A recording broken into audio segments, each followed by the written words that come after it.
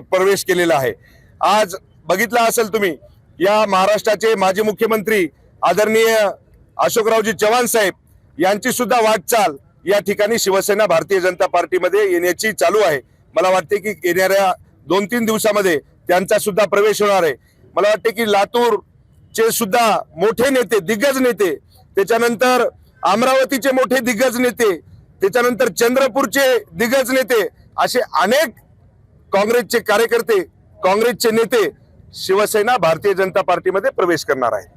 आज तर मला वाटते की एक नाव आपण घोषित झाला असेल, सन्माननीय अशोकरावजी चव्हाण साहेबांचा प्रवेश मला वाटते निश्चित झालेला आहे आणि या 8 दिवसामध्ये एवढा मोठा स्फोट होऊन जाईल की मला तरी वाटते की काँग्रेस संपुष्टात, काँग्रेस राहणारच नाही।